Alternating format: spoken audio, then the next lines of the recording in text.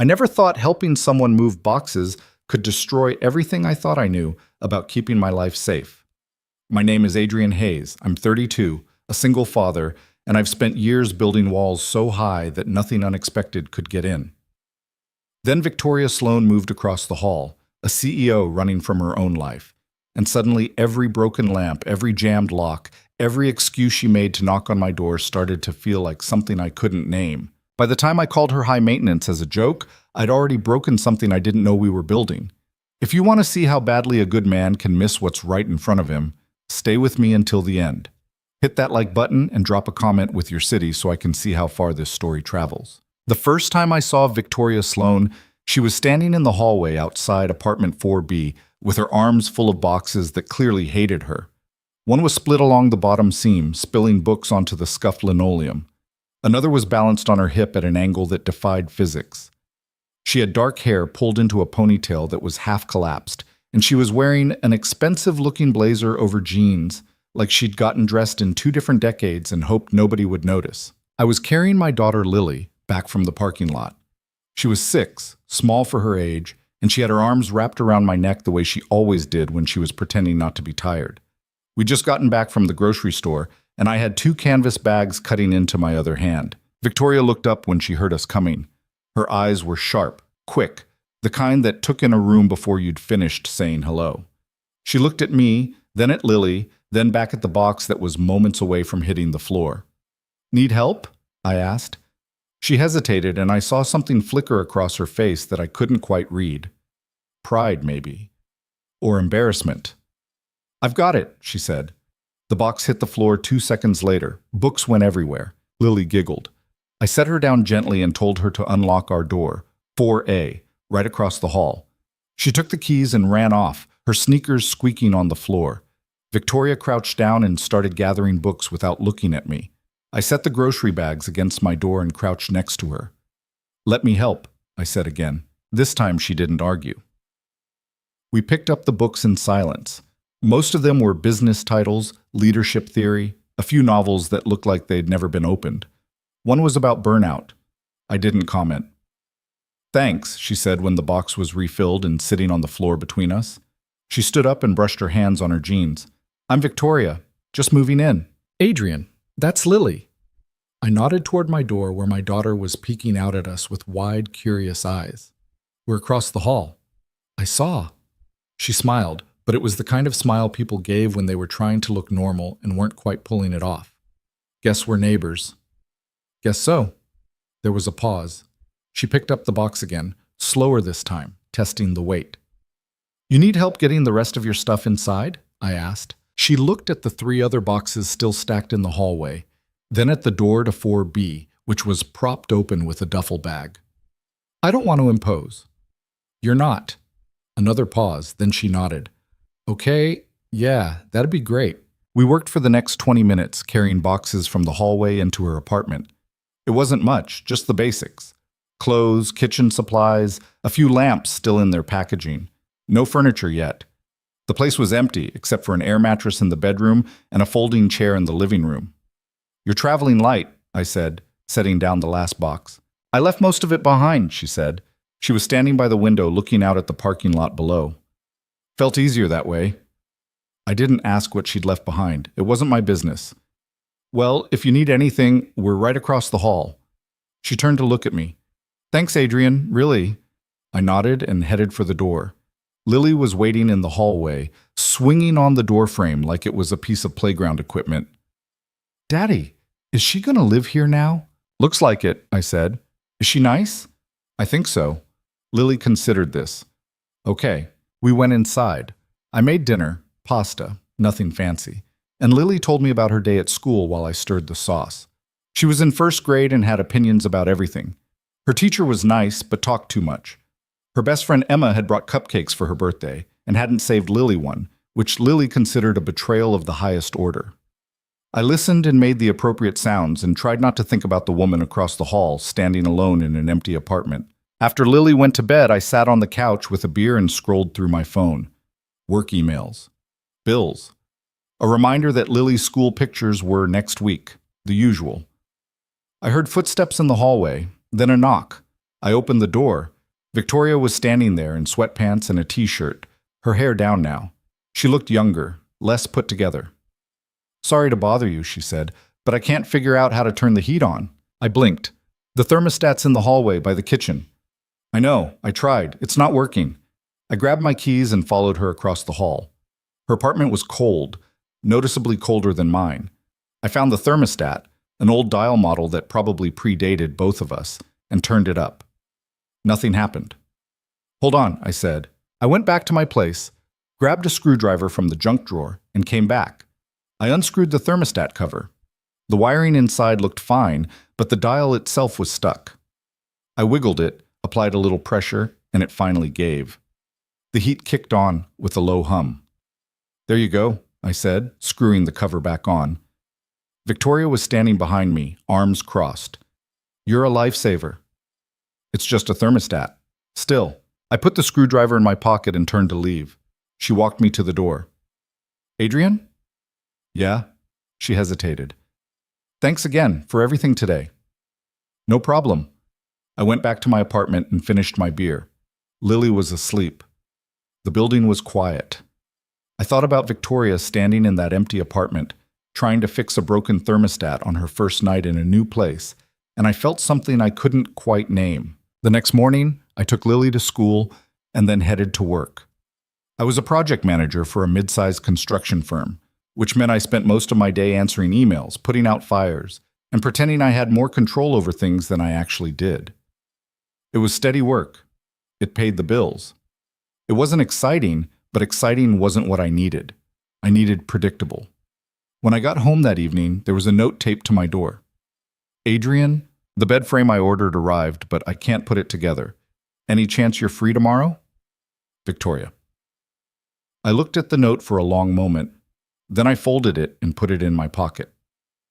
The next day was Saturday. Lily had a play date with Emma, the cupcake trader, apparently forgiven, so I had a few hours. I knocked on Victoria's door around 10. She answered in leggings and an oversized sweater, her hair pulled back again. She looked tired. "Hey," she said. "Thanks for coming." The bed frame was in the middle of the living room, still in the box. I opened it and started pulling out pieces. Instructions, hardware, wooden slats, standard stuff. Victoria sat on the folding chair and watched. "You don't have to stay," I said. "I've got it." "I want to help." "You hired the help." She smiled.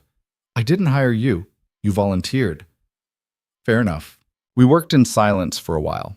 I laid out the pieces, matched them to the instructions, started screwing things together. Victoria handed me bolts when I needed them, held pieces steady while I tightened screws.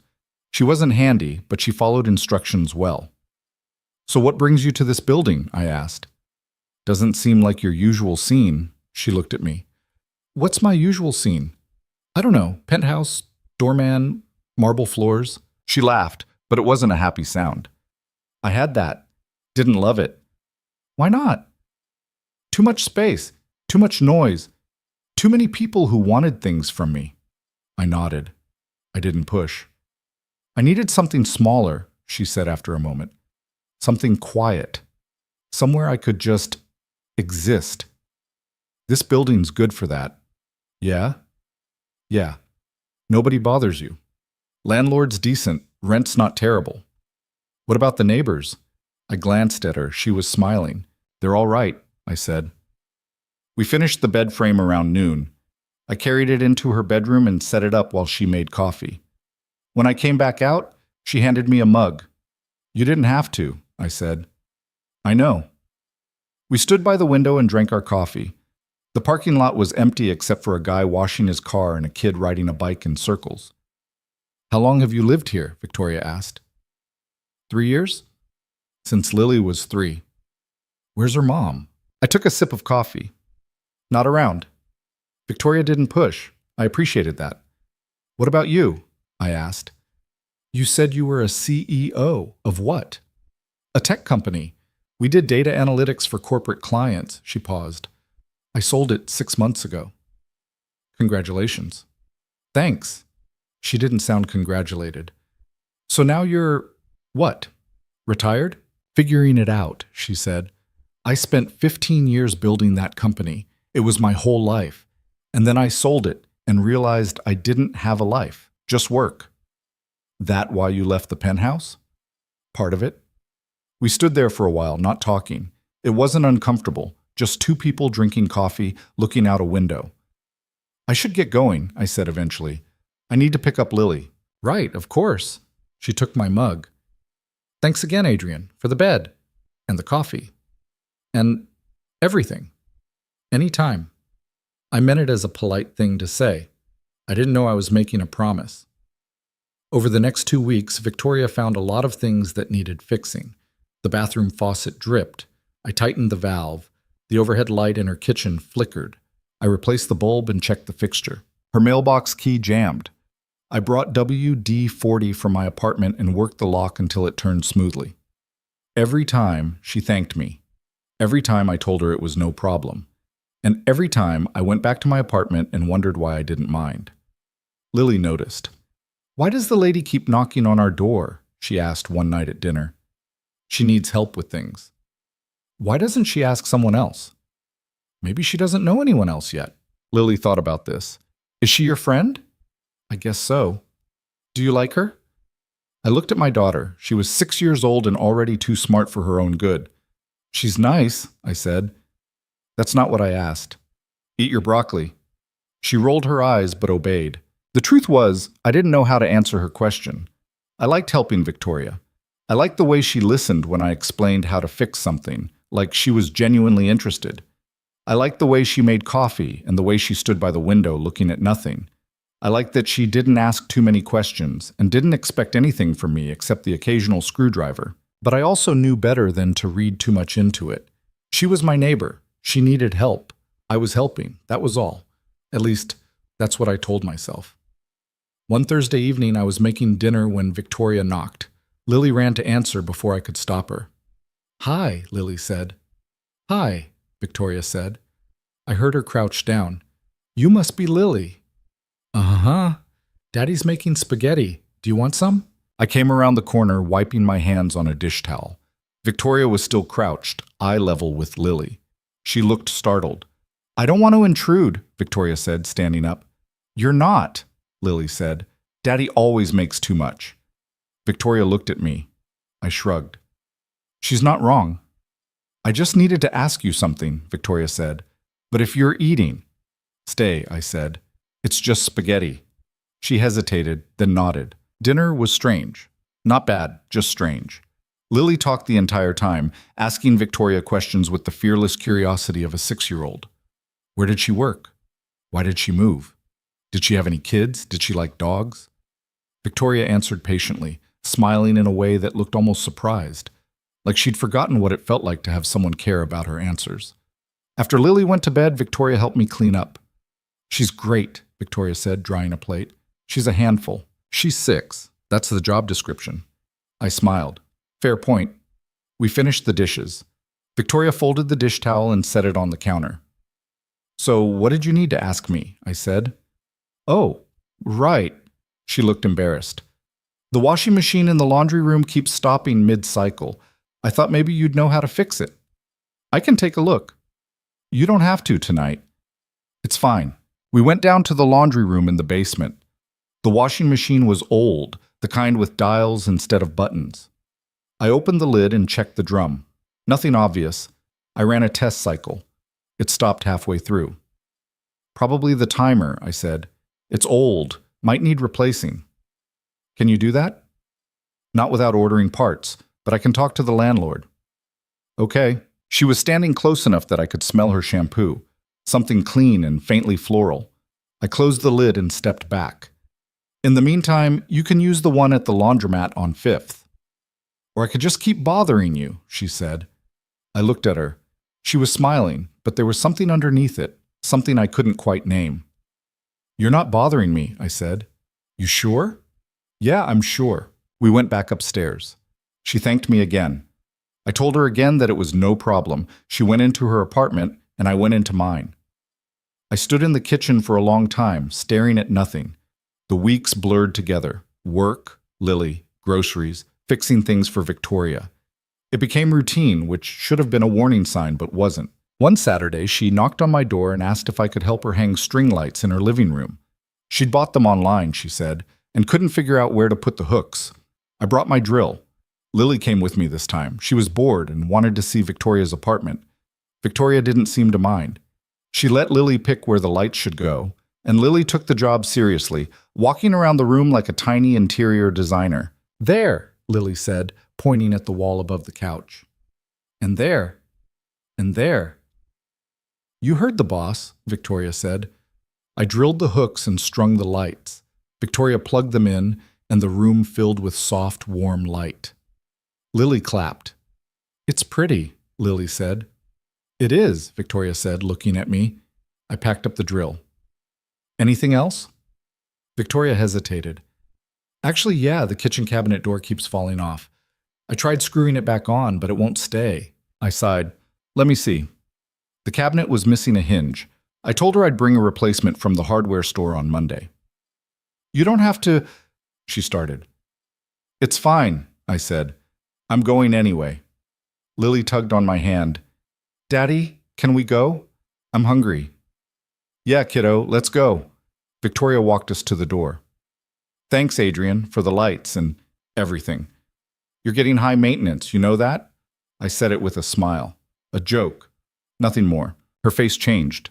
Just for a second. Then she smiled back, but it didn't reach her eyes. "Yeah," she said, "I know. I didn't think anything of it. I should have." The next few days, Victoria didn't knock. I noticed, but I didn't say anything. Maybe she was busy. Maybe she'd finally run out of things that needed fixing. On Wednesday, I saw her in the hallway. She was carrying groceries, and she smiled when she saw me, but it was the polite smile you gave strangers, not the smile I'd gotten used to. "Hey," I said. "Hey. Everything good?" "Yeah, fine." She unlocked her door and went inside before I could say anything else. I stood in the hallway, holding my keys, feeling like I'd missed something. Thursday, Friday, Saturday. Nothing. By Sunday, I was annoyed. Not at her. At myself. Because I shouldn't care. She was my neighbor. She didn't owe me anything. If she wanted space, that was her right. But I did care. And that was the problem. Sunday evening, I knocked on her door. She opened it. She was in sweatpants and a t-shirt, her hair loose. She looked surprised to see me. "Adrian, hi. Can I come in?" She hesitated, then stepped aside. I walked into her living room. The string lights were still up, but they weren't on. The place felt different, colder. "Did I do something?" I asked. "What?" "You've been avoiding me." "I haven't." "Victoria." She looked at me for a long moment. Then she sighed and sat down on the couch. "You called me high maintenance." I blinked. "What?" "Last week, when you were hanging the lights, you said I was getting high maintenance." I was joking. "I know." "Then why?" "Because it wasn't a joke to me." She looked down at her hands. "I know I've been asking you for a lot of help. I know I've been a lot. And I thought maybe it was okay, that you didn't mind, but then you said that and I realized—" She stopped, took a breath. "I realized you think I'm a burden." "That's not—" "It's fine, Adrian. Really, you've been great. But I don't want to be the needy neighbor who can't take care of herself. So I'm backing off." I stood there staring at her, trying to process what she'd just said. "You think you're a burden," I said slowly. "Aren't I?" "No." "Adrian, you're not a burden, Victoria. You're—" I stopped, tried to find the right words. "I like helping you. I like that you knock on my door. I like that you're across the hall." She looked up at me. "Then why did you say it?" "Because I'm an idiot," I said. "Because I didn't realize—" I stopped again. This was harder than I thought. "I didn't realize it mattered, to you or to me." She stood up. We were close now, close enough that I could see the uncertainty in her eyes. "What are you saying?" she asked. "I'm saying the favors weren't just favors, not to me." Her breath caught. "Adrian, I'm saying I've been looking forward to you knocking on my door. I'm saying I notice when you don't. I'm saying I like you, Victoria. And I didn't realize it until you stopped talking to me." She stared at me. Then, slowly, she smiled. A real smile this time. I liked you from the beginning, she said quietly. When you helped me with the boxes, when you fixed my thermostat, when you built my bed and hung my lights and made me feel like I wasn't alone in this stupid empty apartment. Then why didn't you say anything? Because I didn't think you felt the same way. Because I thought I was just the neighbor you were being nice to. I stepped closer. You're not. No. No. She reached up and touched my face. Her hand was warm. So what now? She asked. I don't know, I said honestly, but I don't want to go back to pretending you're just my neighbor. Good, she said, because I don't want that either. I kissed her. It wasn't planned, it wasn't smooth, but it was real. When we pulled apart, she was smiling. You know, she said, if you'd said something sooner, I wouldn't have had to break so many things. I laughed. You didn't break them. You just needed help. Same thing. Not even close. She kissed me again. And this time, I didn't think about what came next. I just let it happen. Because for the first time in a long time, I wasn't trying to control everything. I was just living, and it felt like the beginning of something I hadn't known I was looking for. The kiss changed everything and nothing at the same time. We stood in Victoria's living room for a long moment after, neither of us quite sure what to do next. Her hands were still on my shoulders. Mine were somewhere near her waist. The string lights she'd asked me to hang were dark, but the glow from the hallway was enough to see her face clearly. So, she said. So, I repeated. She laughed, a little breathless. This is weird, right? We should talk about this. Probably, but you're terrible at talking. I'm not terrible, I said. I just don't do it unnecessarily. That's the definition of terrible. She stepped back, but not far. Sit. We're talking. We sat on the couch. She pulled her knees up to her chest and looked at me like she was trying to solve a problem. I'd seen that look before, when she was working through something in her head, deciding the best approach. Okay, she said. So what just happened? I kissed you. I noticed. Why? Because I wanted to. Adrian. What do you want me to say? I asked. I meant what I said. I like you. I've liked you for a while. I just didn't know it until you stopped talking to me. She tilted her head. How do you not know you like someone? I don't know. I'm not good at this. Clearly, I rubbed the back of my neck. Look, I haven't done this in a long time. The last relationship I had ended badly, really badly. And I told myself I was done, that I didn't have time for it, that Lily needed me more than I needed anyone else. And now I'm sitting on your couch trying to figure out what the hell I'm doing. Victoria studied me for a moment, then leaned forward and took my hand. Her fingers were warm. You don't have to figure it all out right now, she said. We can take this slow. Slow. Yeah, like normal people. I don't know what normal people do. She smiled. Neither do I. But we can figure it out together. I looked down at our hands. Hers were smaller than mine, softer. She had a scar on her thumb, barely visible. I wondered how she'd gotten it. What if I mess this up? I said. Then you mess it up, and we deal with it. That easy? No, she said honestly. Probably not. But I'd rather try and fail than not try at all. I nodded slowly. Okay. Okay? Yeah. Okay. She leaned in and kissed me again, softer this time. When she pulled back, she was smiling. You should probably go, she said. Lily's across the hall by herself. She's fine. She's asleep. Still. Yeah. I stood up. I'll see you tomorrow? I'll be here. I walked to the door, then turned back.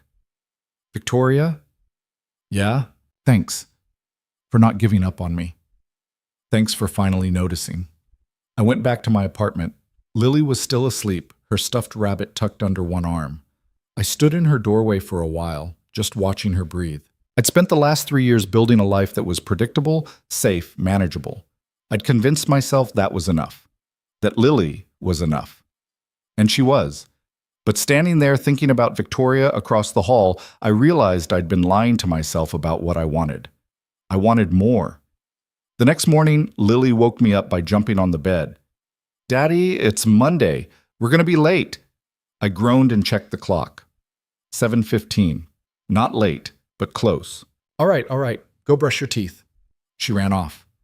I got up, made coffee, and started packing her lunch. Peanut butter sandwich, apple slices, granola bar. The same thing I made every Monday. There was a knock at the door. Lily got there first. It's Victoria. I walked over, still holding the butter knife.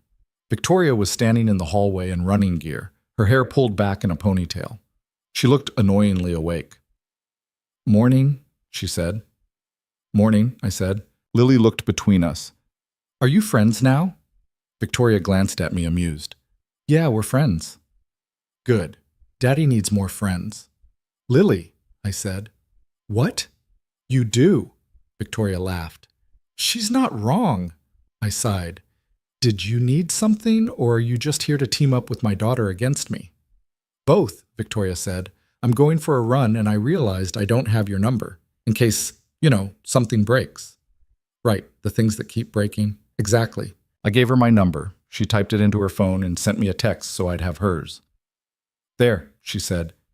Now you can't avoid me. I wasn't avoiding you. You were a little. Was not. Lily tugged on my shirt. Daddy, we're going to be late. Right, okay. I'll see you later, I said to Victoria. See you later. She left. Lily watched her go, then looked up at me.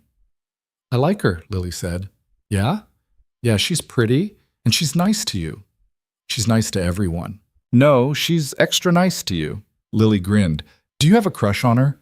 Eat your breakfast. You do. You have a crush. Lily. She giggled and ran to the table. I stood in the doorway, staring at nothing, wondering how my 6-year-old had figured out in 2 minutes what it had taken me weeks to understand. Work that day was the usual chaos. A contractor missed a deadline. A client changed their specs halfway through a build. My boss sent 3 emails in a row, each one more urgent than the last, all about the same non-urgent thing.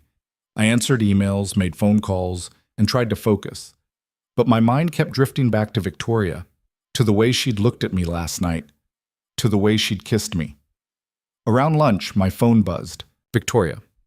Does your building have a gym, or am I imagining things? Me. Basement.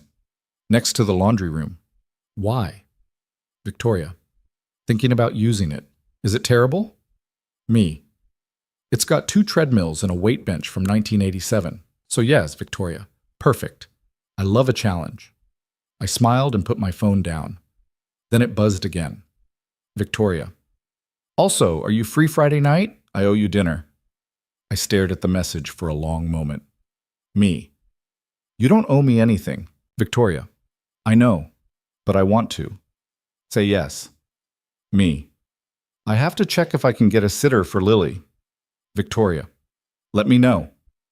I texted my neighbor, Mrs. Chen, who sometimes watched Lily when I was in a bind. She texted back within minutes. Mrs. Chen. Friday works. 6 p.m. Me. Perfect. Thanks. I told Victoria. She sent back a thumbs up emoji and a smiley face. It was such a normal, casual thing, but it made me feel like I was 17 again, figuring out how to talk to a girl I liked. Except I wasn't 17. I was 32, with a mortgage and a kid and a life that didn't leave a lot of room for spontaneity. But I was doing it anyway. The rest of the week passed in a blur. Work, Lily, groceries, the normal routine. But now there was something else underneath it, a current I couldn't quite name. Victoria texted me throughout the week. Little things, a meme about bad thermostats, a picture of the terrible gym equipment, a question about where to get good takeout in the neighborhood. I wasn't good at texting. I usually answered in 1 or 2 words, efficient and to the point. But with Victoria, I tried. I sent longer messages. I made jokes. I asked her questions. It felt strange, but it also felt good. Thursday night, I was helping Lily with her homework when there was a knock at the door. Victoria. Hey, she said when I opened it. Sorry to bother you. You're not bothering me. I know, but I'm going to anyway. She held up a bottle of wine. I bought this and I don't want to drink alone. You interested? I glanced back at Lily, who was scribbling in her workbook at the kitchen table. I've got Lily. So bring her over. She can watch a movie or something. I hesitated. Lily looked up. Can I go, Daddy? Please? You have homework. I'm almost done, Victoria smiled. Come on, it'll be fun. 10 minutes later, we were in Victoria's apartment. Lily was on the couch with a juice box watching some animated movie about talking animals. Victoria and I were in the kitchen, leaning against the counter with glasses of wine. This is nice, Victoria said. What is? This, you, her, feeling like I have neighbors who actually care. You didn't have that before? I had a doorman who knew my name. That's about it. I took a sip of wine. It was good. Better than the cheap stuff I usually bought. So tell me about the company you sold, I said. You never really explained what it did. Data analytics, we helped companies figure out what their customers wanted based on behavior patterns, clicks, purchases, time spent on pages, that kind of thing. Sounds complicated. It was. That's why I liked it. She swirled her wine. I started it when I was 22, right out of college. I had no idea what I was doing, but I had a good idea and enough stubbornness to make it work. How big did it get? 200 employees at the peak, offices in 3 cities, revenue in the high 8 figures. I blinked. That's not small. No, it wasn't. She looked down at her glass. It was everything, my whole life. I worked 70, 80 hours a week. I missed weddings, birthdays, holidays. I told myself it was worth it because I was building something, but then I sold it and I realized I didn't know who I was without it. Is that why you moved here? Partly. I needed to figure out what came next. And I couldn't do that in the same place where I'd spent 15 years being someone I wasn't sure I wanted to be anymore. I didn't know what to say to that, so I just nodded. What about you? She asked. What's your story? It's not that interesting. I'll be the judge of that, I sighed. I grew up in Ohio, small town, went to college for engineering, dropped out after 2 years because I ran out of money, worked construction for a while, met Lily's mom, got married, had Lily, got divorced. What happened? She left, decided she didn't want to be a mom anymore, or a wife, so she walked out when Lily was 2. Victoria's face softened. I'm sorry. It's fine. We're fine. You're doing it alone. Yeah. That's not easy. No, I admitted, but it's worth it. She reached over and touched my arm. You're a good dad, Adrian. I'm trying. You're doing more than trying. We stood there for a moment, not talking. From the living room, I could hear the movie playing, some upbeat song about friendship and adventure. Lily laughed at something on the screen. She's great, Victoria said. She is. Does she know? About us? There's no us yet, I said. Not officially. You kissed me. I know. Twice. I was there. She smiled. So what are we doing tomorrow night? I don't know. You're the one who invited me. I'm cooking, or trying to. I'm not great at it, but I figured it's the thought that counts. You don't have to cook. I want to. Victoria, Adrian, let me do something nice for you. You've been fixing my life for weeks. Let me return the favor. You don't need to return anything. I know, but I want to. I looked at her, standing there in her kitchen with a glass of wine and an expression that was half determined, half nervous. And I realized she needed this. Not because she owed me, but because she wanted to feel like she could give something back. Okay, I said. What are you making? I don't know yet. What do you like? I'm not picky. That's not helpful. Pasta's good. Chicken? I'm easy. She nodded, already thinking. I can do pasta, probably. Probably? I'll figure it out. Lily appeared in the doorway, juice box in hand. Daddy, the movie's over. Can we go home? Yeah, kiddo, let's go. Victoria walked us to the door. Lily hugged her goodnight, which surprised both of us. Victoria hugged her back, a little awkwardly, like she wasn't used to it. See you tomorrow, Victoria said to me. See you tomorrow. Back in our apartment, I got Lily ready for bed. She brushed her teeth, changed into her pajamas, and climbed under the covers with her rabbit. Daddy? Yeah? Do you love Victoria? I sat down on the edge of her bed. Why are you asking me that? Because you smile more when she's around. I didn't know how to respond to that. I like her, I said carefully. But love is a big word. But you could love her, right? If you wanted to? Maybe. Someday. Lily thought about this. I think she likes you too. Yeah? Yeah. She looks at you the way you look at pancakes. I laughed. That's a weird comparison. It's true, though. I kissed her forehead. Get some sleep. Okay? Good night, Daddy. Good night, kiddo. I turned off the light and closed the door halfway. Then I went to the kitchen and poured myself a glass of water. Lily was right. I did smile more when Victoria was around. I hadn't noticed it until she pointed it out, but it was true. And that scared me a little, because smiling meant caring, and caring meant risk, and risk meant the possibility of losing something. I'd already lost one marriage. I didn't know if I could handle losing something else, but standing there in the kitchen, thinking about tomorrow night, I realized I was willing to try. Friday came faster than I expected. I dropped Lily off at Mrs. Chen's at 6. She barely said goodbye, already distracted by the cookies Mrs. Chen had promised her. Have fun, Mrs. Chen said, giving me a knowing look. It's just dinner. Sure it is.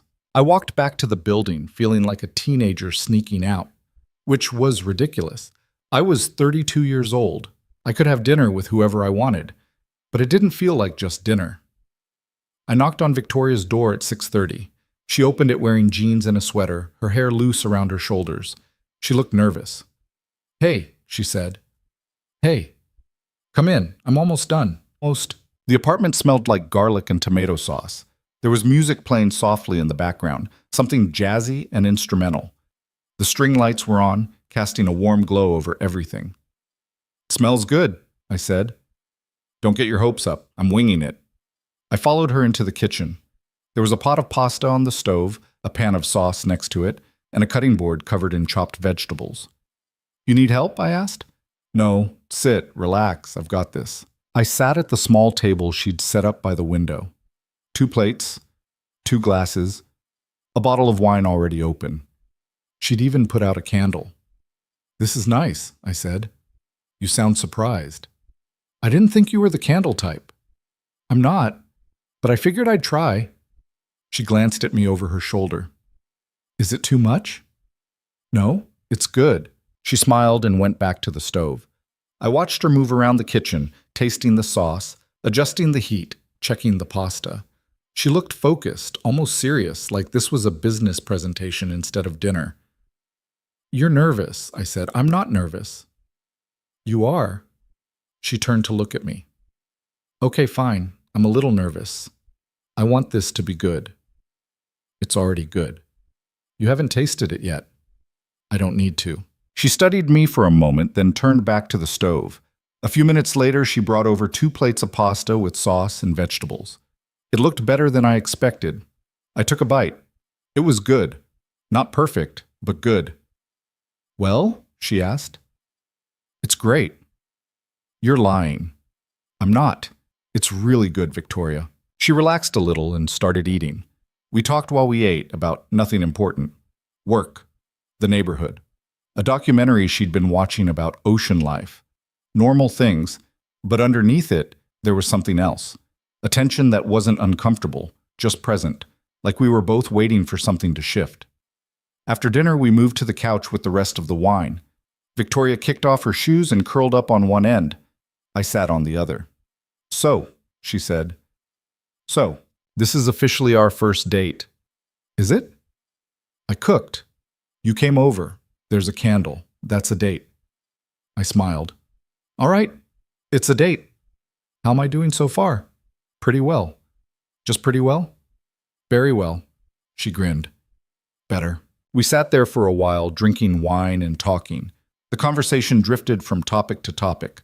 Her childhood in Boston, my failed attempt at learning guitar in college, the weird guy on the 3rd floor who always wore a suit even though nobody knew where he worked. At some point, Victoria shifted closer. Not a lot, just enough that our knees were almost touching. Can I ask you something? She said. Sure. Why did your marriage end, really? I looked down at my glass. She didn't want the life we had. She wanted something bigger, more exciting. I wasn't enough. That's not true. It is, and that's okay.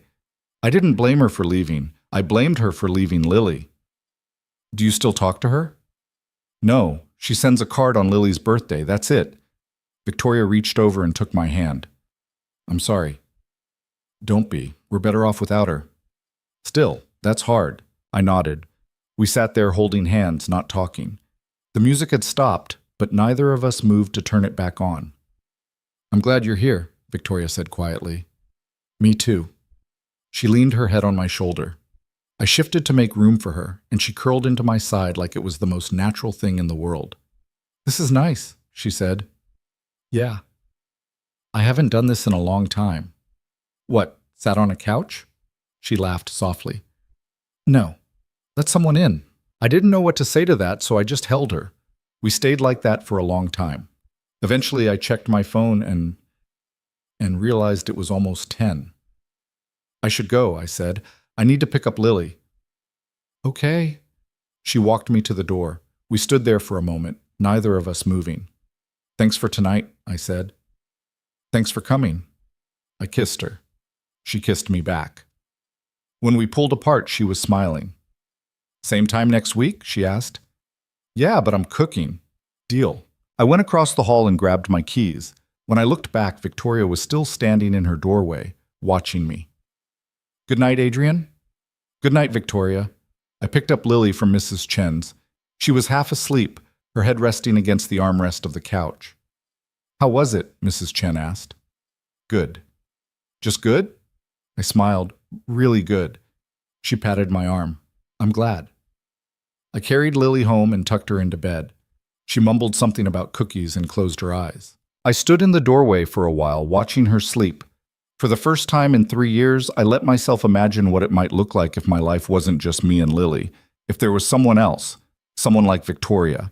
And instead of scaring me, it felt right. The next week felt different. Not bad different, just different. Victoria started showing up more often, but not always with something broken. Sometimes she'd knock on the door just to say hi. Sometimes she'd bring coffee. Once she showed up with a bag of donuts and sat at the kitchen table with Lily, listening to a very detailed explanation of why unicorns were scientifically possible if you just thought about it the right way. She makes a compelling argument, Victoria said after Lily ran off to get her drawings as evidence. She's 6. Everything's compelling when you're 6.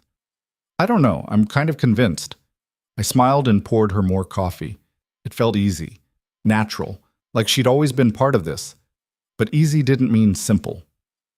On Tuesday, I was at work when my phone rang. Unknown number. I almost didn't answer, but something made me pick up.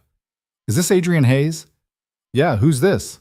This is Kim Patterson. I'm calling from Maplewood Elementary. There's been an incident with Lily. My stomach dropped. What happened? Is she okay? She's fine, but she got into an altercation with another student, and we need you to come pick her up. I'll be there in 20 minutes. I told my boss I had an emergency and left. The school was 15 minutes away, but I made it in 12. When I got to the principal's office, Lily was sitting in a chair with her arms crossed, her face red and blotchy like she'd been crying. There was another kid sitting across from her, a boy I vaguely recognized from school events. His mom was there too, looking annoyed. Mr. Hayes, the principal said, thanks for coming. What happened? The principal, a tired-looking woman named Ms. Rodriguez, gestured to the chairs. Why don't you have a seat? I sat next to Lily. She didn't look at me. There was an incident during recess, Ms. Rodriguez said. Lily pushed Tyler off the swings. He deserved it, Lily muttered. Lily, I said. He did. Tyler's mom leaned forward. Your daughter has been a problem all year. This isn't the first time she's been aggressive. I looked at Ms. Rodriguez. Is that true? Lily's had a few incidents, Ms. Rodriguez said carefully. Nothing serious, but this one involved physical contact, so we have to address it. What did he do? I asked Lily. She looked down at her lap. He said you were a bad dad because I don't have a mom. The room went quiet. I felt something tighten in my chest. He said what? It was just kids being kids, Tyler's mom said quickly. Boys say things. He told my daughter I'm a bad father because her mother left. I didn't mean, Tyler started. Tyler, quiet, his mom said. I looked at Ms. Rodriguez. So what happens now? Both students will serve detention tomorrow, and we'd like to set up a meeting to discuss Lily's behavior going forward. Her behavior? He insulted her family and she's the one being punished? Mr. Hayes, I understand you're upset. Damn right I'm upset. Lily looked up at me, eyes wide. I took a breath. Sorry, I didn't mean to swear, but this doesn't seem fair. Both students violated school policy, Ms. Rodriguez said.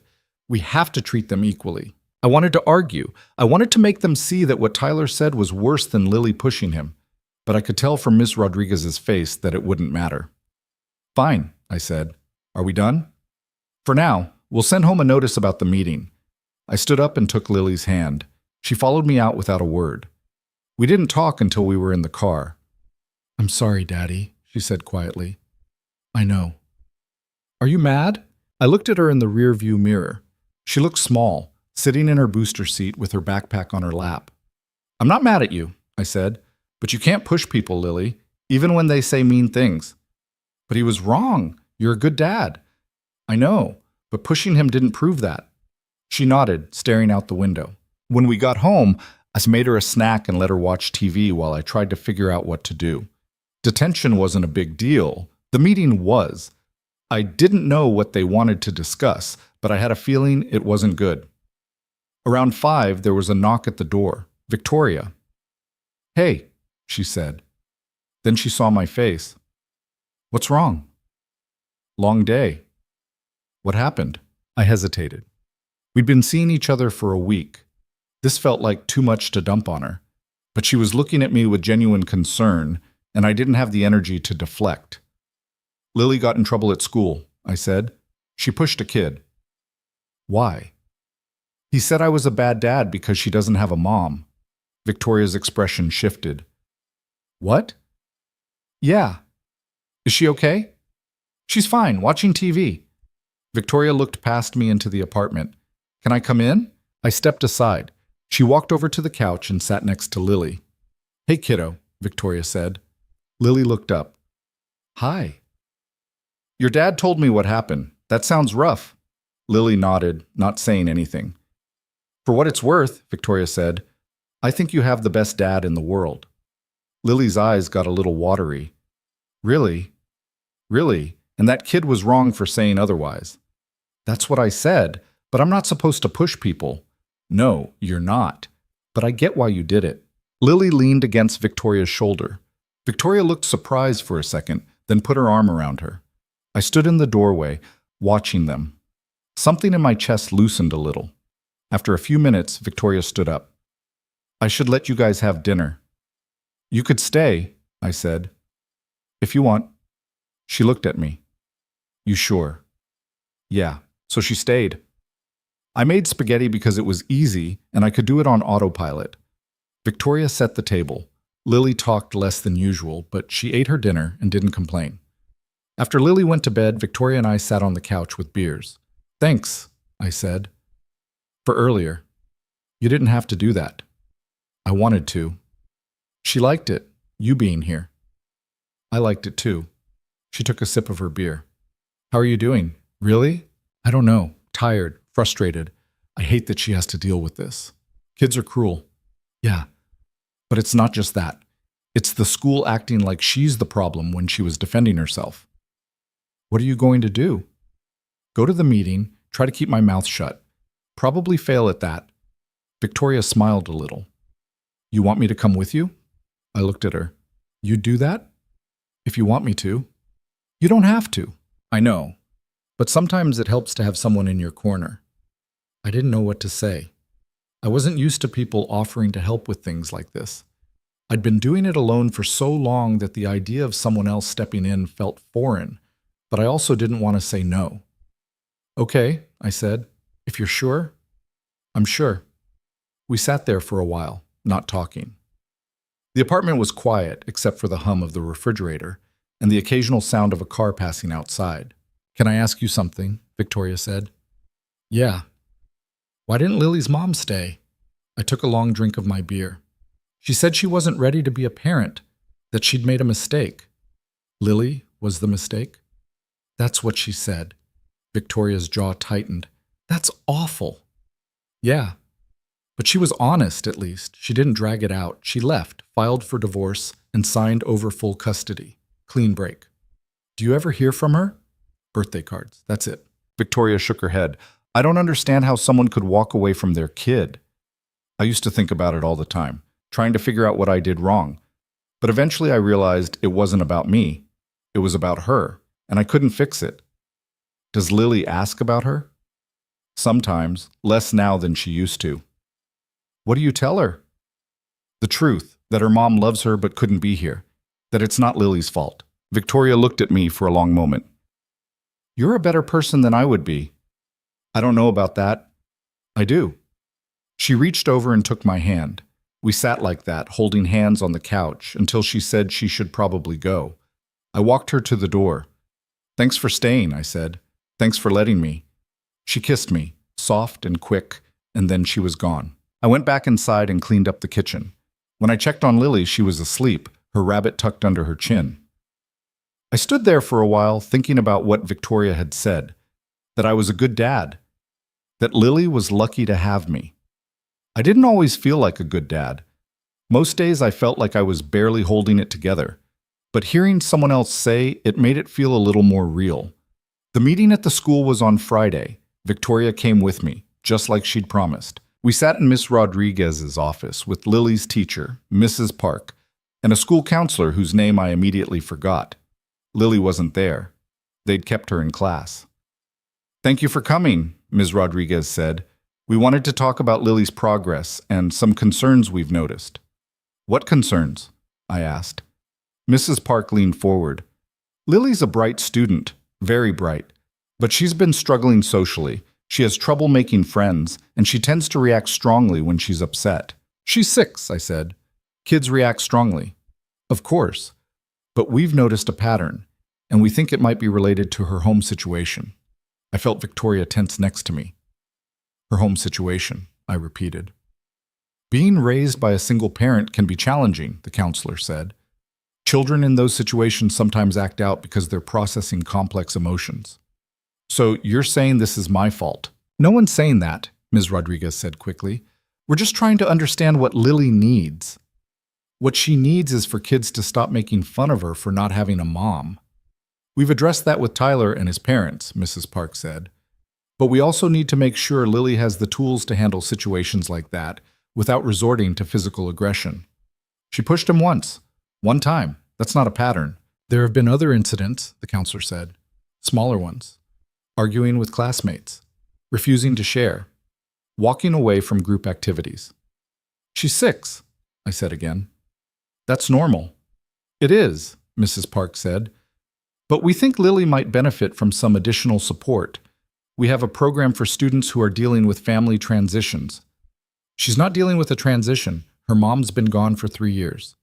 Even so, no. I stood up. I'm not putting my daughter in some program because you think she's broken. She's not broken. She's a kid who got upset because another kid was cruel to her. That's it. Victoria stood up next to me.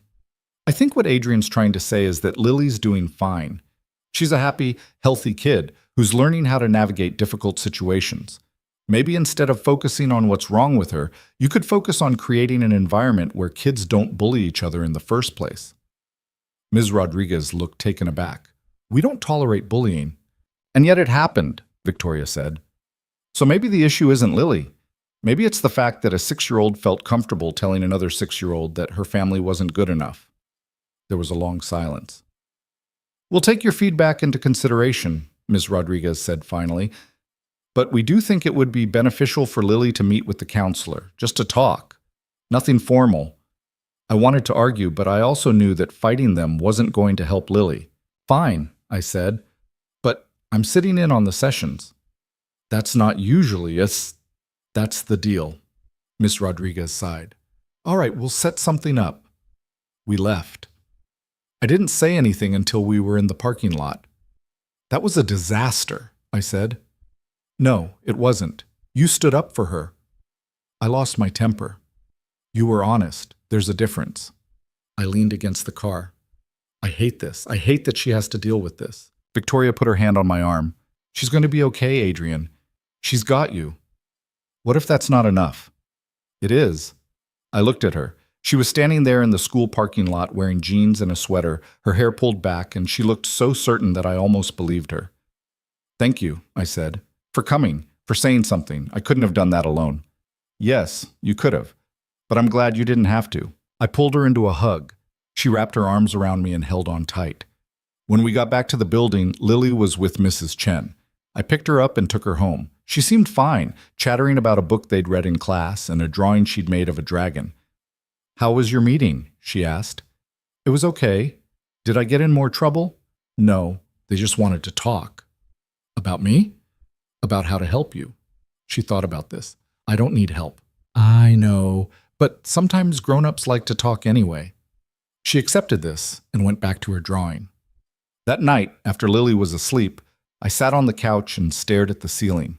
I felt exhausted, not just from the day, but from everything. From 3 years of doing this alone. From worrying that I wasn't doing enough. From trying to be both parents when I could barely manage being one. There was a knock at the door. Victoria. "Hey," she said. "I saw your light on." "Can't sleep?" "Not really." "You?" "Same." She came inside and sat next to me on the couch. "You okay?" she asked. "Not really." "You want to talk about it?" "I don't know what to say. I'm tired. I'm angry. I'm scared I'm screwing this up." "You're not.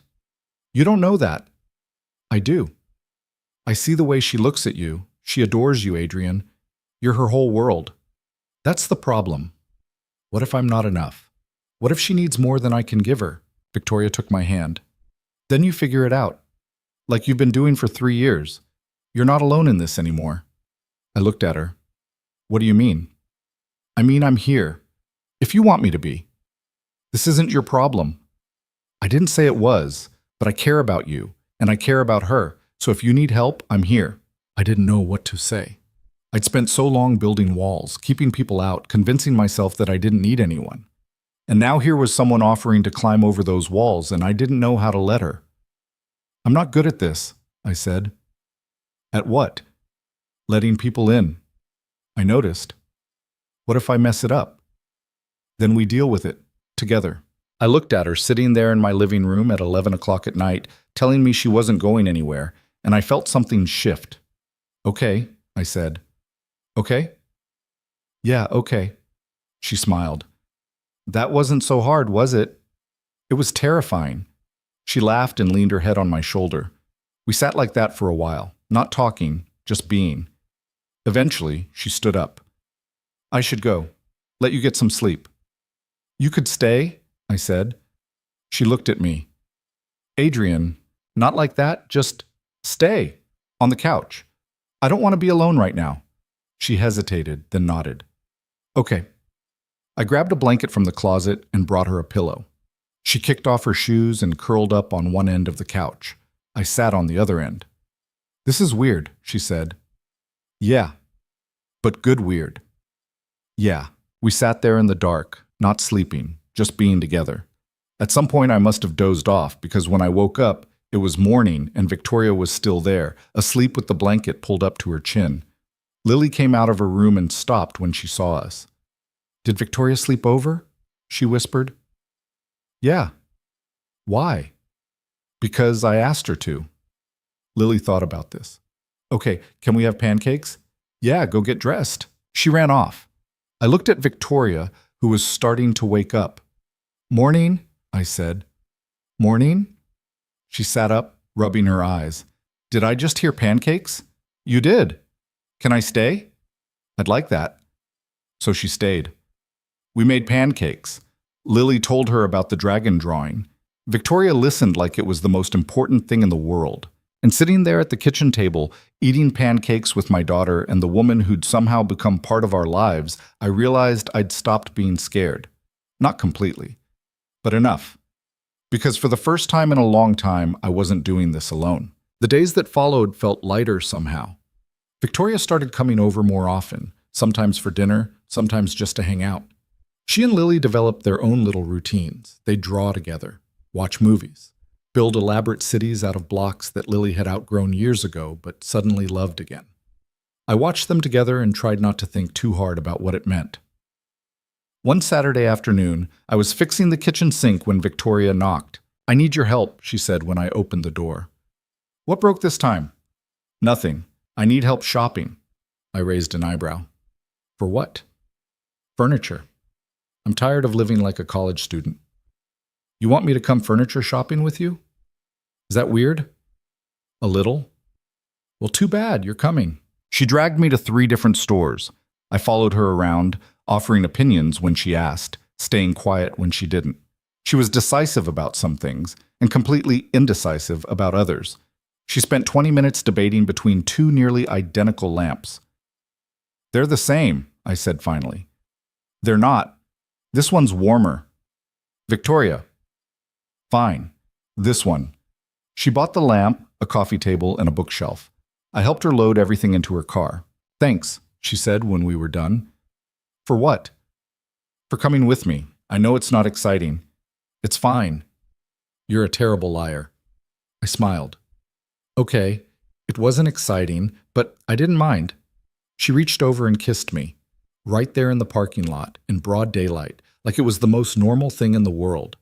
And maybe it was. When we got back to the building, we spent the next 2 hours putting together the furniture.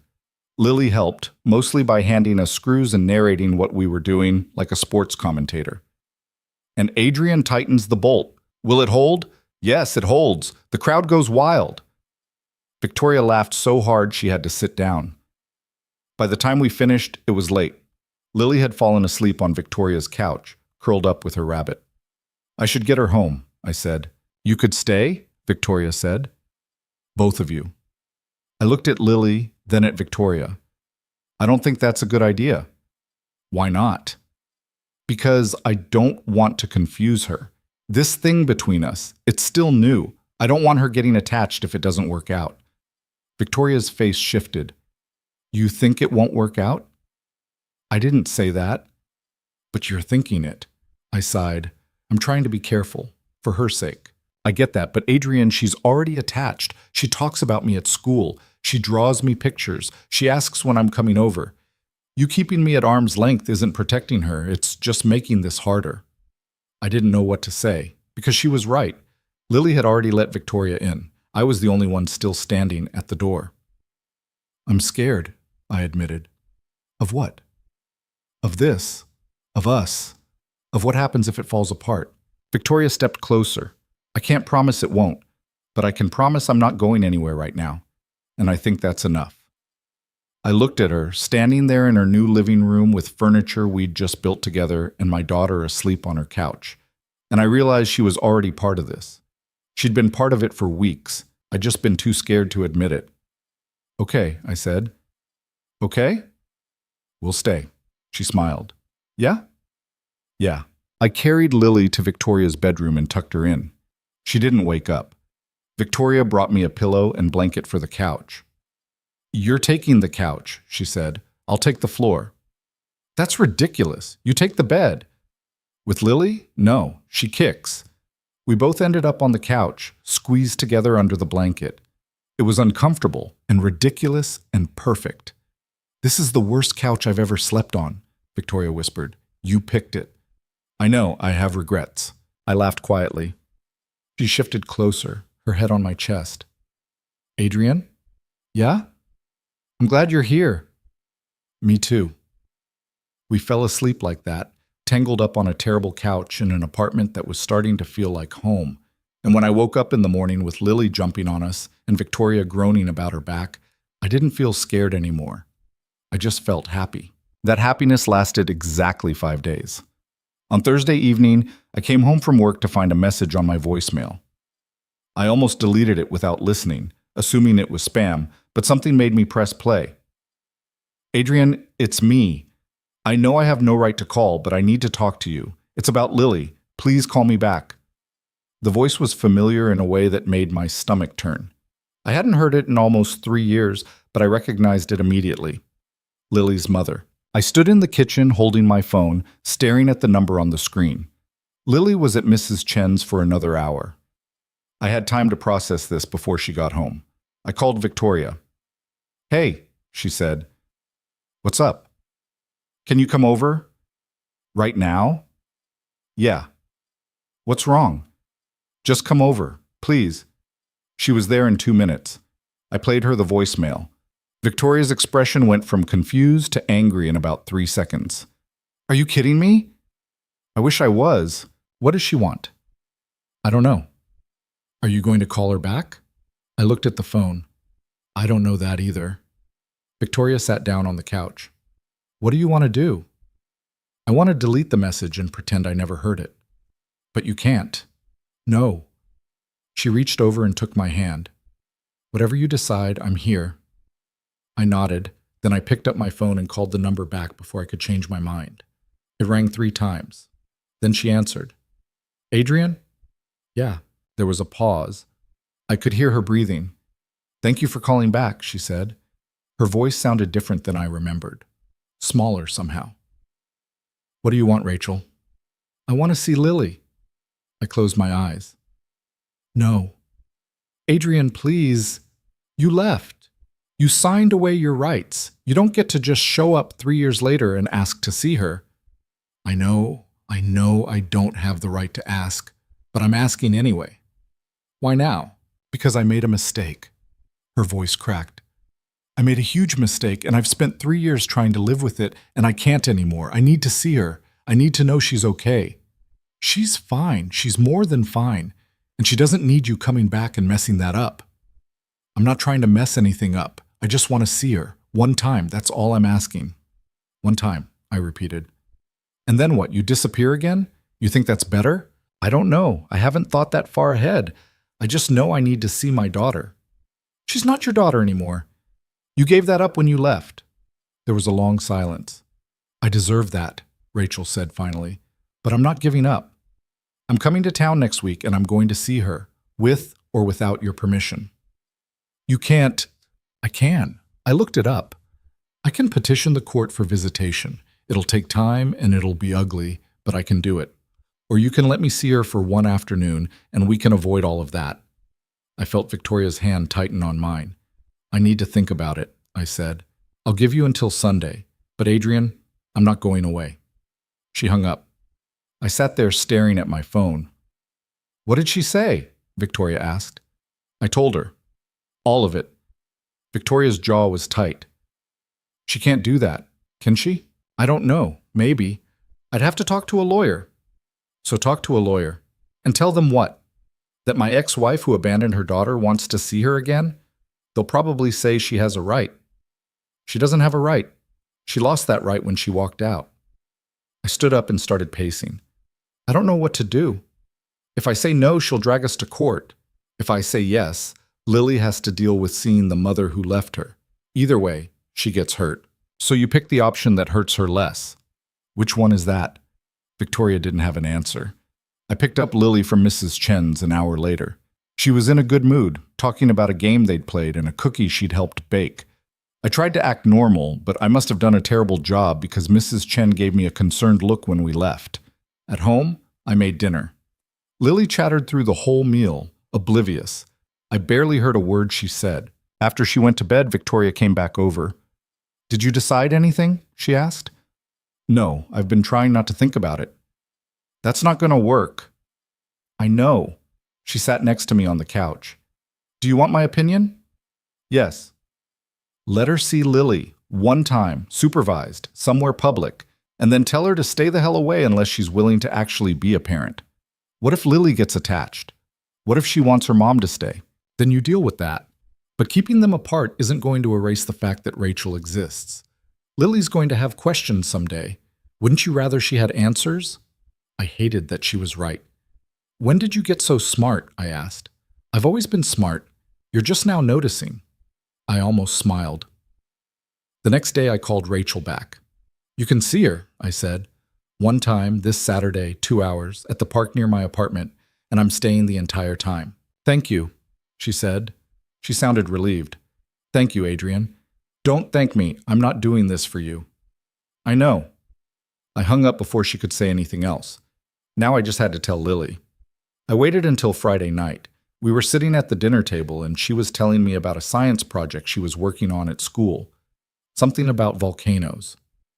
Lily, I said, interrupting her mid-sentence, I need to talk to you about something.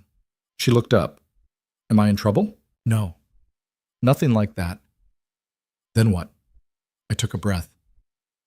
Your mom wants to see you. Lily froze. My mom? Yeah. My real mom? The one who left? Yeah.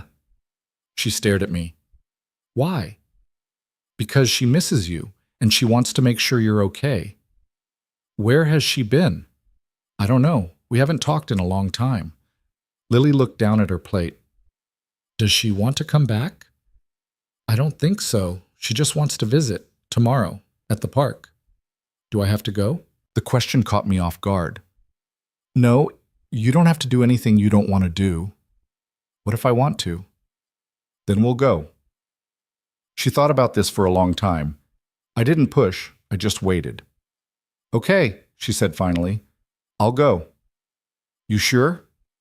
Yeah, I want to see her. I nodded. Okay, we'll go tomorrow. That night, I couldn't sleep. I lay in bed staring at the ceiling, running through every possible scenario. What if Rachel said something that hurt Lily? What if Lily wanted her to stay? What if this whole thing blew up in my face? Around midnight, my phone buzzed. Victoria. You awake? Me. Yeah. Victoria. Come over. I hesitated, then got up and walked across the hall. She opened the door before I could knock. You look terrible, she said. Thanks. She pulled me inside and made me sit on the couch. Then she brought me a glass of water and sat next to me. Talk, she said. I don't know what to say. Say what you're thinking. I'm thinking this is a mistake. I'm thinking I should cancel. I'm thinking I'm an idiot for agreeing to this. You're not an idiot. I'm letting the woman who abandoned my daughter come back into her life. That feels pretty idiotic. Victoria took my hand. You're giving Lily a chance to get answers. That's not idiotic. That's brave. I don't feel brave. You never do. That's what makes it brave. I leaned my head back against the couch. What if I can't handle this? What if I lose it and say something I shouldn't? Then I'll be there to stop you. I looked at her. You're coming? If you want me to. You don't have to. I know, but I want to. You shouldn't have to do this alone. I pulled her closer and kissed her. She kissed me back, and for a few minutes I let myself forget about tomorrow. When I pulled away, she was smiling. What? I asked. Nothing. I just like you. I like you too. Good. Now go home and get some sleep. I can't sleep. Try anyway. I went back to my apartment and lay in bed for another 3 hours before finally passing out from exhaustion. Saturday morning came too fast. Lily was nervous. I could tell because she kept asking questions. What should she wear? What if her mom didn't like her? What if she said something wrong? You can't say anything wrong, I told her. Just be yourself. What if myself isn't good enough? I crouched down so we were eye level. Listen to me. You are more than good enough. You're perfect exactly the way you are. And if your mom can't see that, that's her problem, not yours. Lily nodded, but she still looked scared. We got to the park at 2. Rachel was already there, sitting on a bench near the playground. She stood up when she saw us. She looked different, older, tired. Her hair was shorter and she'd lost weight, but her eyes were the same eyes Lily had. Hi, Rachel said. Lily didn't say anything. She just held my hand tighter. Rachel crouched down. Hi, Lily. I know who you are, Lily said. Rachel flinched. Right, of course. Victoria appeared next to me. I hadn't even heard her walk up. She didn't say anything, just stood there like a silent barrier between Rachel and us. Rachel looked at her, then at me. Who's this? Victoria, I said. My girlfriend. The word felt strange coming out of my mouth. We'd never actually defined what we were, but standing there in the park with Rachel watching, it felt important to claim it. Victoria didn't react. She just nodded at Rachel. Rachel looked like she wanted to say something, but she didn't. She turned back to Lily. Do you want to go to the playground? Rachel asked. Lily looked up at me. I nodded. They walked to the swings. I followed, keeping a distance but staying close enough to intervene if I needed to. Rachel pushed Lily on the swing. They didn't talk much at first. Then Lily said something I couldn't hear, and Rachel laughed. It was a sound I hadn't heard in years, and it made something twist in my chest. Victoria touched my arm. You okay? No? Want to leave? Not yet. We watched them for a while. Rachel asked Lily questions about school, about her friends, about what she liked to do. Lily answered, hesitant at first, then more confident. At one point, Rachel said something that made Lily stop swinging. Why did you leave? Lily asked. I started to move forward, but Victoria stopped me. Let them talk, she said quietly. Rachel sat down on the swing next to Lily. I left because I was scared. I wasn't ready to be a mom, and I thought leaving would be better for everyone. But it wasn't, Lily said. No, it wasn't. Did you miss me? Rachel's voice broke. Every single day. Then why didn't you come back? Because I was a coward, and because I thought you were better off without me. Lily thought about this. Daddy says you love me, but you couldn't be here. Is that true? Rachel wiped her eyes. Yes, that's true. Do you want to be here now? I don't know. I don't know if I can be the mom you need. You could try. Rachel looked at her for a long moment, then she shook her head. I don't think I can, sweetheart. I'm not strong like your dad. I'm not good at this. Then why did you come? Because I needed to see you. I needed to know you were okay. And you are. You're more than okay. You're amazing. Lily didn't say anything. Rachel stood up. I should go. Already? Yeah, I think it's better this way. She walked over to me. Thank you for letting me see her. Are you leaving? I asked. Yeah. For good? She looked back at Lily, who was still sitting on the swing. I think so. She doesn't need me. She has you, and that's enough. It's not about what she needs. It's about what she wants.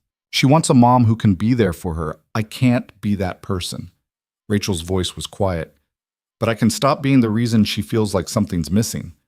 She walked away before I could respond. Lily came over. Is she coming back? I don't think so, kiddo. Oh. She didn't cry. She just stood there, watching Rachel walk to her car. Victoria crouched down next to her. You okay? I think so. You want to go get ice cream? Lily nodded. We went to the ice cream shop on Main Street. Lily got chocolate. I got coffee. Victoria got some ridiculous flavor with cookie dough and caramel. We sat outside on a bench, eating in silence. She seemed sad, Lily said after a while. She was, I said. Do you think she'll ever come back? I don't know. Maybe. But you can't wait for her, Lily. You have to live your life. I know. She licked her ice cream cone. I'm glad she came, though. Yeah? Yeah, I always wondered if she thought about me. Now I know. I pulled her closer. Victoria put her hand on my shoulder. We sat there for a long time, watching people walk by, eating ice cream, not saying much. When we got home, Lily was exhausted. She went to bed early without arguing. Victoria stayed. That was rough, she said. Yeah. How are you feeling? I don't know. Relieved, I think, that it's over. Do you think she'll really stay away? I think so. She knows she can't be what Lily needs, and I think that's the most honest thing she's done in 3 years. Victoria leaned against me. You did good today. I didn't do anything. You let her see her mom. That took guts. I didn't have a choice. You always have a choice. You chose the hard thing because it was right. That's not nothing. I kissed the top of her head. Thank you for being here, for all of this. Where else would I be? We sat there in the dark, not talking, just being together. And for the first time since Rachel's call, I felt like I could breathe again. The next few days were strange. Lily didn't talk about Rachel much, but I could tell she was thinking about her. She'd get quiet sometimes, staring off into space. I didn't push. I just let her process. On Tuesday, I got a letter in the mail. It was from Rachel. I almost threw it away without reading it, but something made me open it. Inside was a short note and a check. The note said, I know this doesn't make up for anything, but I want to help. Use it for Lily, for school or camp or whatever she needs. I'm sorry I couldn't be more. Take care of her. You're a better parent than I ever could have been. The check was for $10,000. I stared at it for a long time. Then I put it in a drawer and didn't think about it again. That weekend, Victoria and I took Lily to the zoo. It was her idea. She said Lily needed something fun to look forward to, something to take her mind off everything. We spent the whole day looking at animals and eating overpriced food and laughing at the penguins. Lily was back to her normal self, running from exhibit to exhibit, asking a million questions. At the end of the day, we were walking back to the car when Lily grabbed both of our hands. "This was the best day ever," she said. "Yeah," I said. "Yeah, we should do this more." Victoria looked at me. I looked back. "We should," I said. That night, after Lily was asleep, Victoria and I sat on my couch drinking wine. She called us "we," Victoria said. "I know. Does that freak you out?" "A little." "Just a little?" "Okay, a lot." She laughed. "Why?" "Because it means this is real. It means she sees you as part of our lives. And if this doesn't work out, it's going to work out. You don't know that. I do, actually." She set down her wine glass. "Adrian, I know you're scared.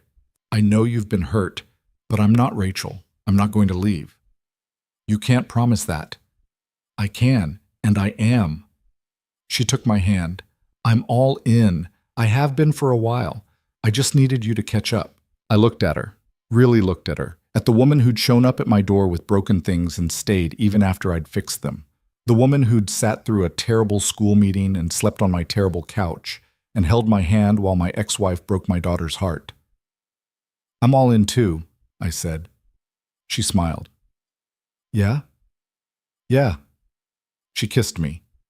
And this time it didn't feel scary, it just felt right. We fell asleep on this couch again, tangled up together, and when I woke up in the morning with a crick in my neck and Victoria drooling on my shoulder, I didn't mind at all. Because for the first time in a long time, I wasn't just surviving, I was living. And it felt like everything I'd been too afraid to want was finally, impossibly, mine. 3 months passed, and the rhythm of our lives settled into something that felt almost normal. Almost, because nothing about what we'd built felt ordinary to me.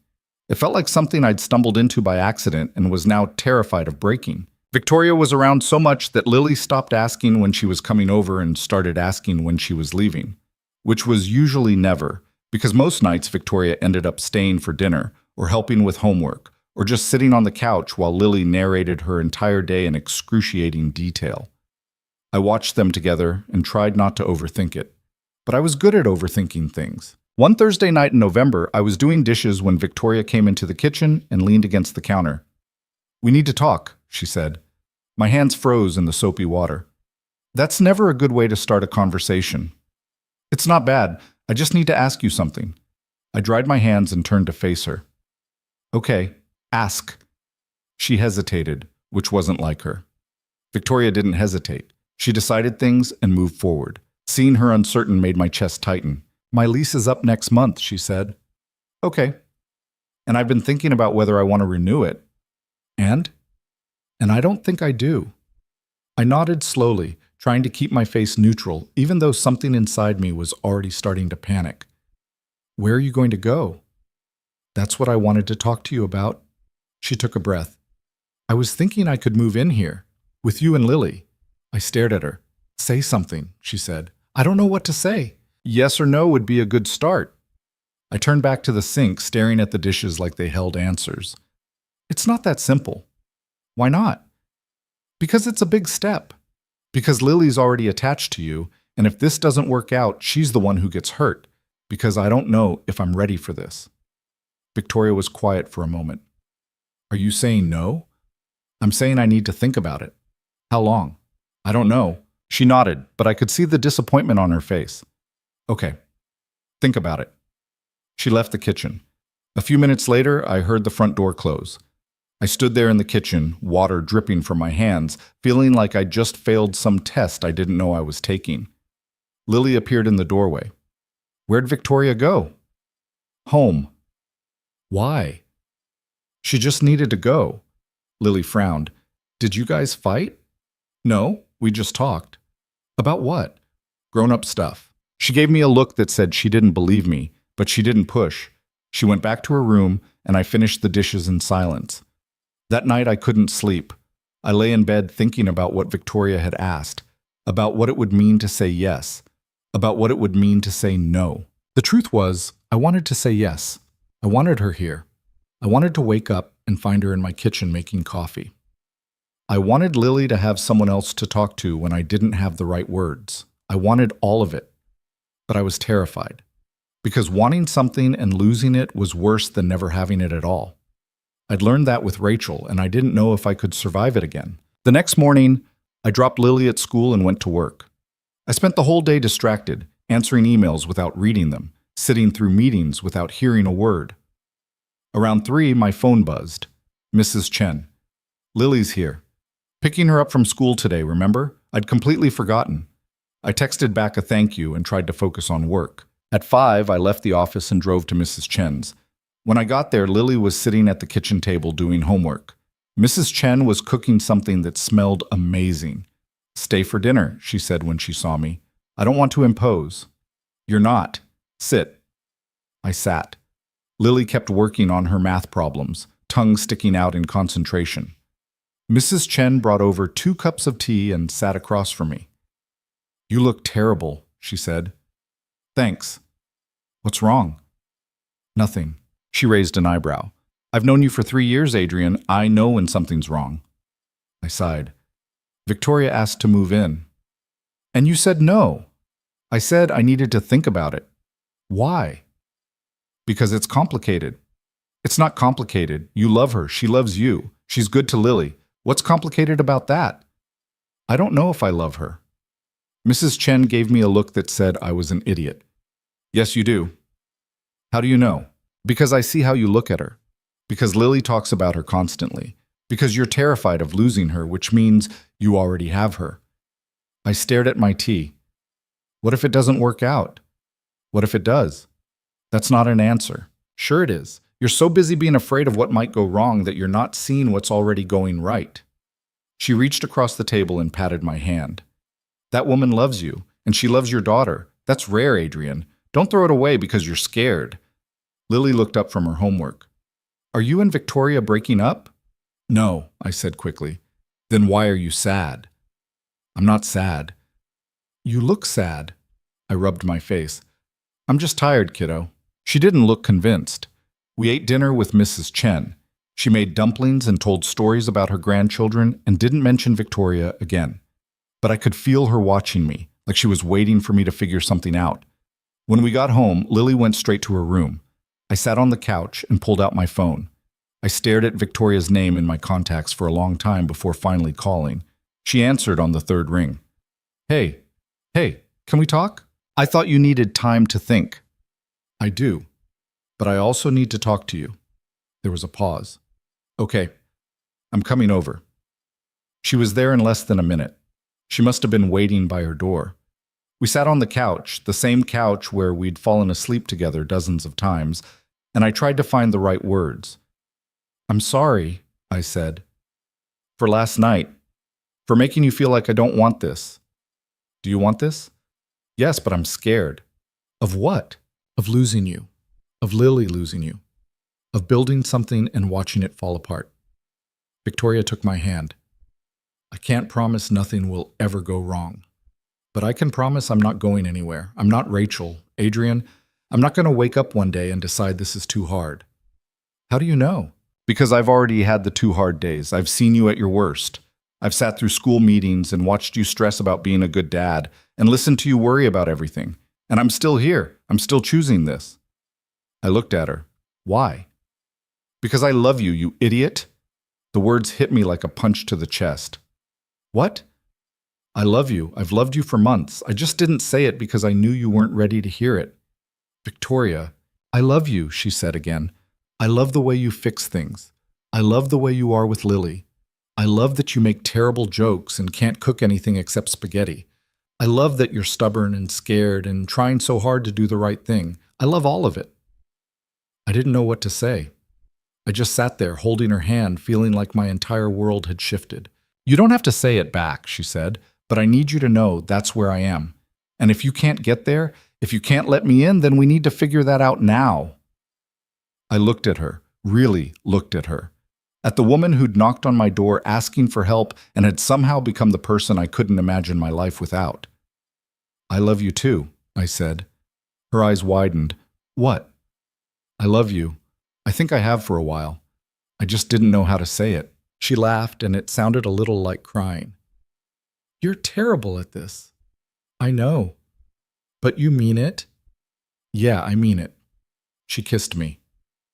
And it felt different this time, not tentative or uncertain, just real.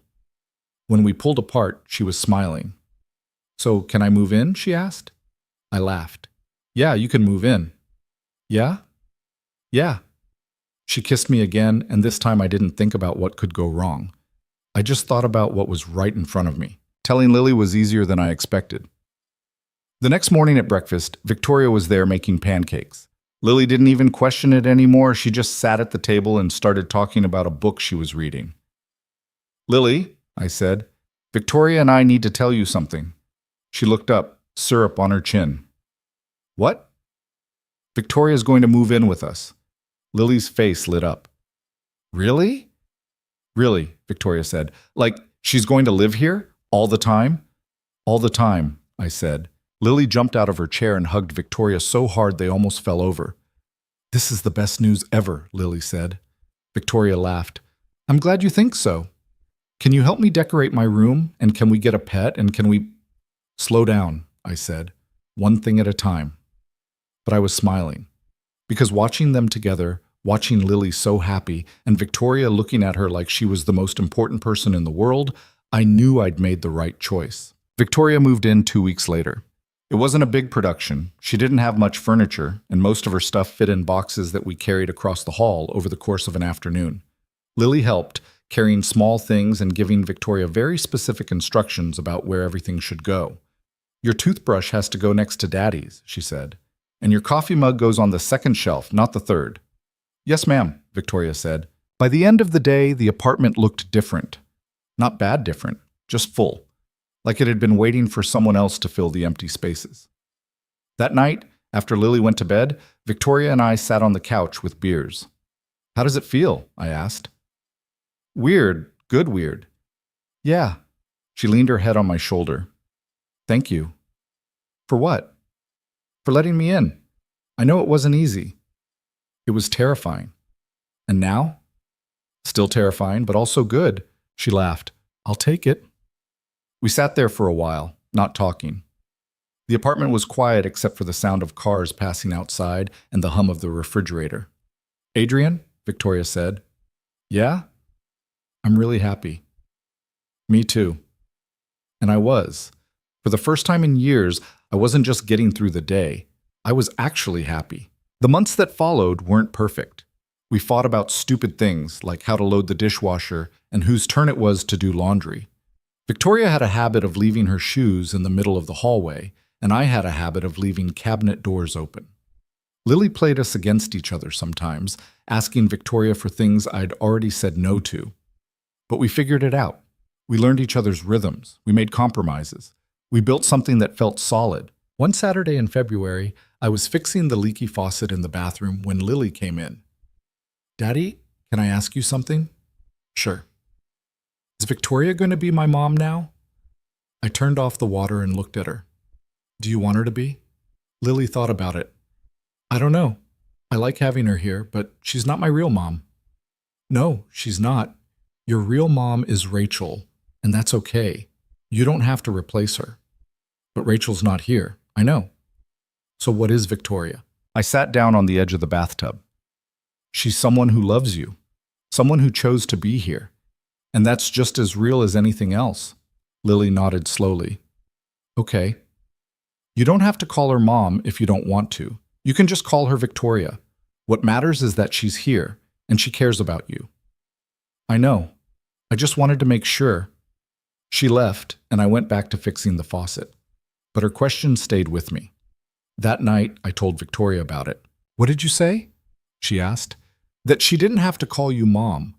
That you were just someone who loved her and chose to be here. Victoria was quiet for a moment. Do you think she wanted to call me mom? I don't know, maybe. Would that bother you? No. Would it bother you? No. But I don't want to replace Rachel. You're not. Rachel replaced herself when she left. You're just filling the space she left behind. Victoria leaned against me. This is complicated. Yeah, but worth it. Yeah. In March, the school called again. But this time, it wasn't about Lily getting in trouble. It was about Lily excelling. She's been doing really well, Mrs. Park said when I came in for the meeting. Her reading level has jumped 2 grades. She's participating more in class. She seems happier. That's great, I said. We just wanted to touch base and see what changed at home. I glanced at Victoria, who'd come with me. We've just been giving her more support. Mrs. Park smiled. Well, whatever you're doing, keep it up. Walking out of the school, Victoria took my hand. See, she said, you're doing fine. We're doing fine. Yeah, we are. In April, Lily turned 7. We threw her a party at the apartment, invited her entire class, and spent 3 hours managing chaos while kids ran around screaming and eating cake. At the end of the day, after everyone had left and Lily was in bed, Victoria and I collapsed on the couch. That was exhausting, she said. Worth it, though. Yeah. She looked at me. Can I tell you something? Always. I never thought I'd have this. A family, a home. I spent so long focused on work that I forgot what it felt like to just be with people. And now? Now I can't imagine going back. I pulled her closer. Good. Because you're stuck with us. I can live with that. We fell asleep on the couch again, because some habits were worth keeping. In June, something shifted. I came home from work one day to find Victoria sitting at the kitchen table with a laptop and a notebook, looking more focused than I'd seen her in months. What are you working on? I asked. An idea, she said. For a new company. I raised an eyebrow. I thought you were done with that. I thought so too, but I've been thinking about everything I learned from the last one, all the mistakes I made, and I think I could do it better this time.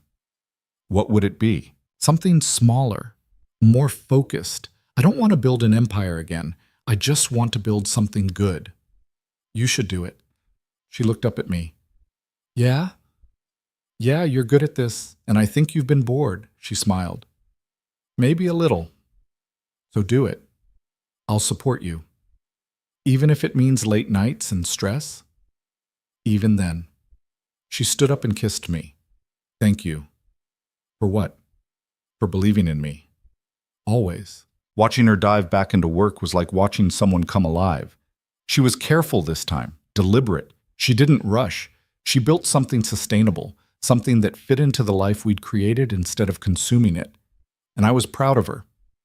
In August, on a random Tuesday, I realized something. I was happy. Not the kind of happy that came and went, not the kind of happy that depended on things going right. Just happy. With my life. With my daughter. With the woman who'd moved in and made our apartment feel like home. I'd spent so long believing that happiness wasn't something I got to have, that I'd used up my chance when my marriage fell apart, that the best I could hope for was survival. But standing in the kitchen watching Victoria teach Lily how to make pancakes, listening to them laugh at some joke I'd missed, I realized I'd been wrong. Happiness wasn't something you earned or deserved. It was something you built, one choice at a time, one day at a time. And I'd built this, with help, with love, with people who'd chosen to stay. That night, after Lily went to bed, I told Victoria what I'd been thinking. I'm happy, I said. She smiled. Good. I mean, really happy. Like, I can't remember the last time I felt this way. I'm glad. It's because of you. It's because of us, she corrected. All 3 of us. Yeah, us. She leaned her head on my shoulder. I love you, Adrian Hayes. I love you too, Victoria Sloan. We sat there in the quiet, and I thought about how far we'd come. From neighbors to something more. From broken things and favors to a life built together. It hadn't been smooth. It hadn't been easy. But it had been worth it. And sitting there with Victoria in my arms and my daughter asleep down the hall, I knew I'd finally stopped running from what I wanted. I'd let myself have it. And it was everything. Looking back now, I can see how easy it would have been to stay where I was. Alone. Safe. Controlled. I'd convinced myself that was enough. That wanting more was selfish or risky or just not meant for people like me. But the truth is, love doesn't care about your plans. It doesn't wait for you to be ready. It just shows up at your door with a box of broken things and asks if you can help. And the real question isn't whether you can fix what's broken, it's whether you're brave enough to let someone see the parts of you that are broken too. I'd spent 3 years being the man who had it all together, the dad who could handle anything, the guy who didn't need help. And then Victoria walked into my life and reminded me that needing someone isn't weakness. It's human. Lily taught me that too in her own way. She didn't need a perfect father, she just needed one who showed up, who tried, who loved her even when he didn't have all the answers. And Victoria didn't need me to be perfect either. She just needed me to be honest, to let her in, to choose her every single day. That's what I've learned. That love isn't about finding someone who completes you or fixes you or makes all your problems disappear. It's about finding someone who sees you, all of you, and chooses to stay anyway. It's about building something together, one small choice at a time. One fixed lamp, one late-night conversation, one terrible couch, one decision to stop being afraid and start being present. Because in the end, the life you're afraid to want is usually the life you need most. And for me, that life was here all along, right across the hall, waiting for me to be brave enough to open the door.